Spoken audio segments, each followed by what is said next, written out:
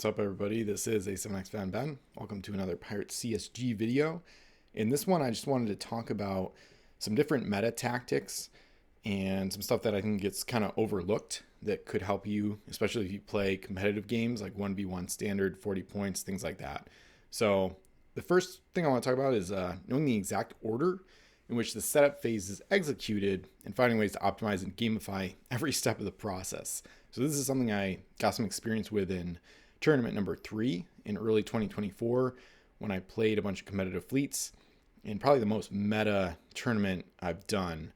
T1 and T2 were pretty great as well, but this one I went all out on like the setup and everything. So in the complete game rules, we've got creating a fleet, which ideally happens before you get to the venue or before you arrive to play wherever it is. You could build your fleet there too, but so a lot of times you'll already have a fleet ready.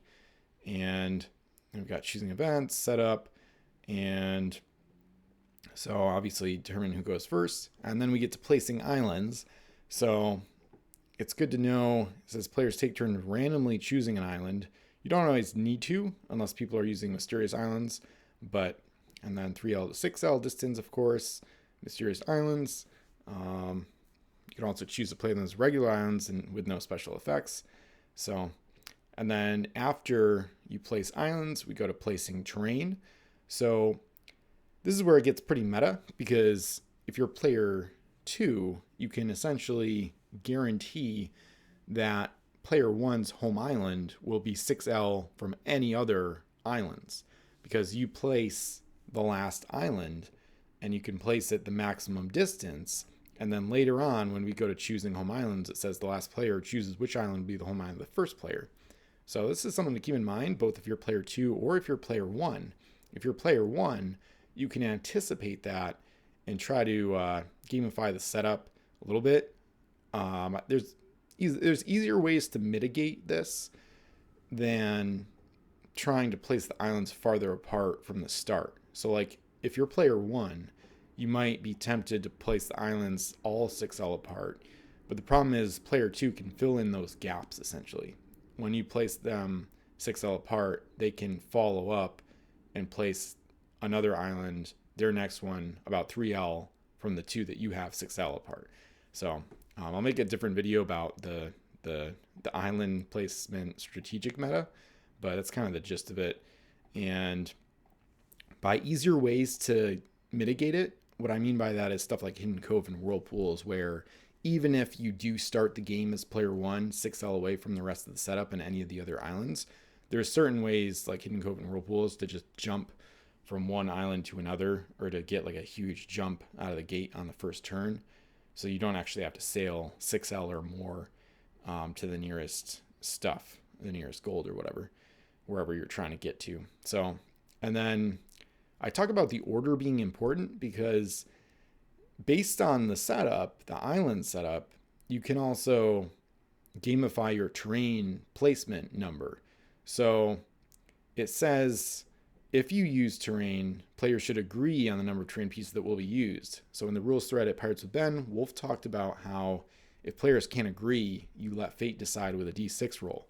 So if you like the island setup, you might want less terrain, but if you don't like the island setup, like if you're player 1 and you know your home island is going to be far away, you might ask for more terrain. You might vote for 5 terrain to be placed per player instead of 3, because you actually realize that you want whirlpools near that island that they put 6L away from the rest of the setup, because you realize that they're probably going to make that your home island to try to put you farther away. And that might lead to player 2 countering with a low number of terrain, because they don't want to let you place whirlpools near where they want to put your home island. So it gets kind of crazy sometimes. And so it might affect the island setup, might affect the number of terrain that you ask for. A lot of times it's way more casual. This is like where it gets crazy. This is like the competitive meta. That is not really, usually casual games people don't really care, which is fine. A lot of times I don't either. Or sometimes I just like 3, no matter what, like 3 terrain per player is cool. But anyway, so So yeah, you might modify your terrain number. You might go into the game knowing how many terrain you probably want to place. Like this fleet likes to have 3 reefs, 2 whirlpools, and 1 fog bank available, or whatever, or like a ton of fog banks. Maybe you're using fog hoppers or something. But that number might change depending on the island setup. And then once terrain is finished, then we go to home island. So that's kind of interesting because player 2 will place the final terrain. So they can dictate the last terrain and where it goes. And right after they place the final terrain, then they choose the home island of the first player. So they can use that to kind of gamify the setup a little bit too and be like, okay, now that I see all the terrain my opponent placed, I'm going to place the last terrain as like a reef near where I want their home island to be, or maybe a whirlpool away from that island where I think I might be able to get to it. So there's a lot of ways to kind of think about this. And then of course choosing home islands, and for a 2-player game it's pretty simple. It gets a little more complicated in multiplayer games, but I'm not going to get into that too much. And of course mysterious islands, if there's mysterious islands in play and you don't want them to come into effect, you could choose a mysterious island as the opponent's home island. Of course, if they contribute, this is where it gets meta as well, the MIs, if they contribute 3 of the same MIs and you see 3 of the exact same shape, I think that's a pretty good tip-off that they're probably trying to farm the mysterious island and get the effect from it. Usually the good effect, sometimes the negative, but usually the positive effect. So if you see them contribute 3 of the same mysterious islands, see 3 of the exact same shape of island, even if you don't know what that island does, what the mysterious island effects are, it's a pretty good bet that if they're doing all 3 of the same type, that they really want to use that island to their advantage, because that's the way that you can guarantee that one of them is available. Because theoretically, if they put in 3 MIs of the same type and 2 are chosen as home islands, there's still 1 available as a wild island to go and farm it or get the effect from it. So, or try to at least. It's still dependent on a die roll, of course. And then for placing crew, this is kind of interesting because you place crew after home islands are chosen. So this could make your +5 choices even more modular. So if you have a +5 crew like Bratley or whatever that allows you to add 5 points from outside the game, you would come with your normal 40-point fleet, but then the +5 is modular. So if you have a home island that's farther away, you might add an extra helmsman into your fleet instead of a cannoneer or something in the placing crew part of the setup rules. So a lot of interesting stuff. And Wolf actually ruled at the Pirates of the Ben thread that you can bring in a crew with a point cost of 0 with the +5. So that's kind of funny too. But anyway, so link crew and ships, nothing too interesting there. Placing the equipment happens, I guess, after placing crew. Usually I just do those at the same time because they're both cargo that go on the home island or ships. And then placing treasure is the last thing that happens before the first turn starts. So you can actually look at, you won't see them face up, of course, but you can see your opponent's face down crew setups on their ships and or home island, whichever one they've put them on, before you go to contribute your treasure.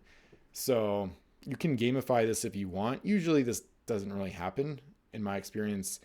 Even in competitive games, this is like really nitty gritty meta stuff where, if you see a ton of crew on your opponent's ships, you might put in the plague UT or missionary stuff that takes out crew when they explore islands. So you could get really hyper meta with this, but usually I don't see that even in competitive play, because a lot of times a competitive fleet's unique treasure contributions are kind of modular, but they're relatively static. Like a lot of times they want to keep the UTs that they're used to using rather than swapping them out. And of course, this all assumes that you're like a hyper competitive player that comes to the game with like extra UTs available.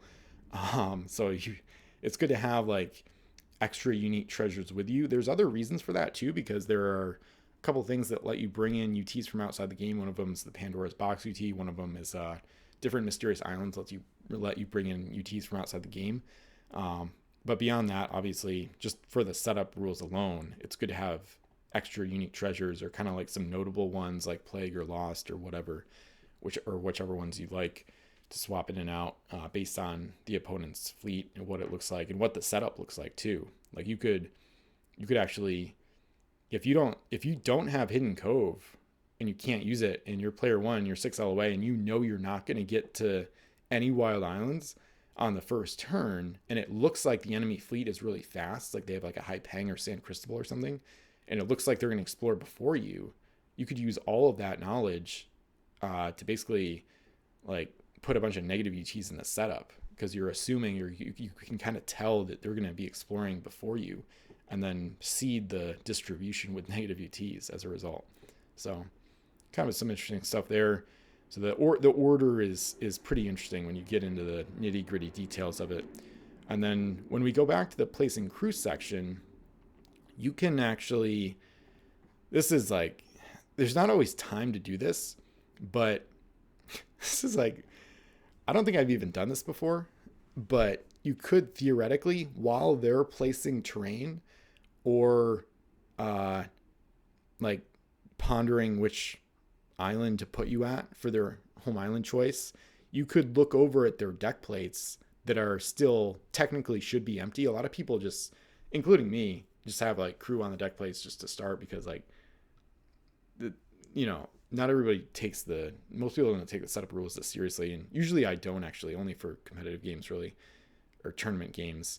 So they might already have their crew on their deck plates, but if they don't, you can actually look over at their deck plates, do a quick calculation, like, oh, they got a 13-point ship, a 12-point ship, and a 4-point ship. So that's 29 points. So that leaves 11 points for crew. But you might see something else. You might see only like 20 points of ships, and then you know that they're going with like a ton of crew.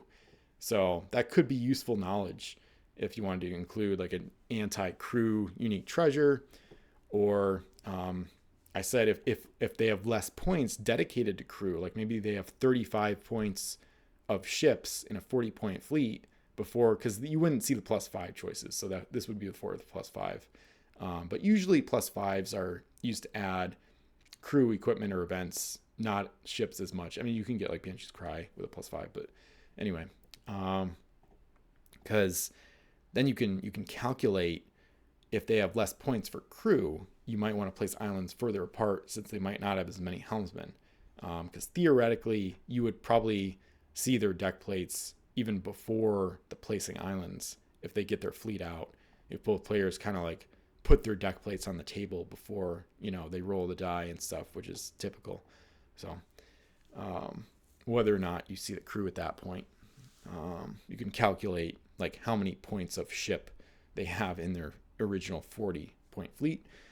And then after placing crew, you can see how many crew are in each ships and their factions and flag differences of English pirate. So this is a little detail I started thinking about in like 2022, I think, because the Pirates of the Caribbean flag backs for those factions are different. The Union Jack is more blue, and then the pirate flag is like crossed swords instead of like the skull and crossbones. Instead of the bones, it's swords basically. So if you see those, they're Pirates of the Caribbean crew. So that's good to know, especially in the case of like a Captain Jack Sparrow and a UPS fleet, or something like Calypso, or maybe Lord Cutler Beckett or whatever. So, and then if the ship looks overloaded and you think there's too many crew for the cargo space, you could ask if there's a link present, because they don't have to reveal what the link is, but I think the code says you have to reveal if there is a link. They just don't have to say like where it's coming from, essentially. And then oarsmen must be face up to not take up cargo space. So if there's not a link and it looks like the ship is overloaded, like there's 6 crew on a 5 cargo ship, you can ask them, like, how is this legal? And then just remind them, like, if there's an oarsman, it has to be face up to take up space. I've actually made that mistake in the past. I think I don't know about non-solo games if I made that mistake, but I think I have, where the oarsman, it has to be face up to use that ability to not take up space. So And then the last one is during gameplay, is trying to memorize every coin that you see from each island and then keeping track of where they started and where they've gone. So like each island, like you'll see, like maybe you'll see jailhouse, you'll see 4 coins per island, and you'll see like jailhouse dog, you'll see like the holy water UT from Davy Jones Curse, and then you'll see like a 5 and a 4, for example. So then you want to make sure that you know, like, okay, if I leave jailhouse dog here and I leave the 5 or the 4 here because I only have one space, I have to take the holy water, and then I load the 5. And then you can be like, okay, I know there's a 4 and a jailhouse dog on that island. So if I know if somebody goes there and they load both, I know what coins they have. This can get tricky. This actually gets pretty hard in multiplayer games, especially big ones and ones that move kind of quickly, because there's just too many islands, and it's like it can just be hard to keep track of. I once used Maps of Alexandria or something like that reveals all treasure on Wild Islands during like a big multiplayer game, but it was hard to even keep track of all the coins because they were face up. But then before I could even like go around like memorize all of them, like the next player's turn was going, and then they were exploring and like loading them, and then once they load them, unless they're face up positive UT or face up UT, they load face down, so then you like lose track, and so it's kind of tough. You can take like a picture of the setup. You could whip out your phone and like when the treasures are in your hand without showing to other people, you could like take a picture of them, I guess. Usually I just do notes on my phone. I don't do that every game, not even close, but in some of the games when I felt a little more competitive, you could do like phone notes. Like I'll do in like a notes app, I'll do like SW Island for Southwest. I'll put like, whatever coins are there, like UT, like Holy Water 5-4 or something like that. So and this applies to this really helps too. Taking notes really helps when you have spire abilities like Lucky the Parrot and stuff like that. Or actually, I think he's any island, not any ship, or any ship, not any island. I got that mixed up. But well, it helps either way. Like if you see face down cargo on any ship, you can use that and then take notes like, oh, I saw a canceller on the Cassandra, and then make sure you know that. So, and then because this can be helpful too, because then you can know which coins are on that ship before they unload them. And then once they're unloaded at the home island, you're like, oh wait, I know they unloaded that 7 I spied earlier in the game. And you can do things like there's island spires. Like I think Marksman's Map is one of them. That's a UT. So I mean, you might use this UT to see that there's a 7 on an island that you're not going to get to because it's too far away. But then if you know there's a 7 there, that's the highest value coin you can get outside of like some UTs or whatever. So if an opponent goes to that island and they load stuff, let's say they only have space for 1, they probably load the 7. Not guaranteed, but because then if they go home and unload that, you might know that you want to home island raid them or something. So things like that are useful, and it's useful to take notes and kind of try to keep track. Again, the more players there are, and the more coins and the more points in play there are, the harder this gets. So it's easiest in like, standard 1v140, but that kind of competitive environment is where you'd be most likely to want to use this anyway, and try to actually memorize like as much as possible. You don't want to be in a competitive game and not know what you saw on an island, or not know like what you're shooting for in terms of gold. Like you don't want to get some coins from an island and then forget what the rest of them are, because you always want to know like what your path to victory to get to 16 gold is, because using the more than half rule. So that's something I thought about a lot in tournament number 1 and 2 on Vassal with Xerix. Was like, okay, I've explored 2 islands, I've seen 14 gold on them, so I know if they explore the other 2 islands and get all the gold from them, they're going to win, because that's 16, barring like gold bonuses to get me to 16 faster or whatever. So then it's like, okay, what do I do? Build a fort to extend the game, or see if I can home island raid them, or maybe the wine unique treasures in play, or maybe I have to go capture one of their ships or steal at least one of their coins. And then if I steal a 1 and then I unload it and that gets me to a 15-15 tie, do I have the units in play advantage to win the tiebreaker?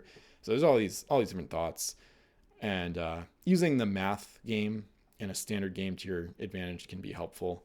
just knowing your path to victory and how you're gonna get there is really useful. So those are some different meta tactics.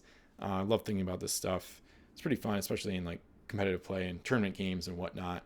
So sometimes you won't have like time to do all this, and also you don't want to bog down if you're trying to like count the number of points in an enemy fleet when they have like a lot of ship. Like I wouldn't do this if it's like a 150 point game. I'm not gonna be like, oh, they have 115 points of ships to like 35 points of crew. Is that like more than average? Like I wouldn't really think about that. Or you don't want to bog down this. The setup takes long enough as is. So you don't want to do these things, you know, to the detriment of the other players or the flow of the setup in game. So I wouldn't take it too seriously. But just some thoughts about meta tactics, especially in competitive play.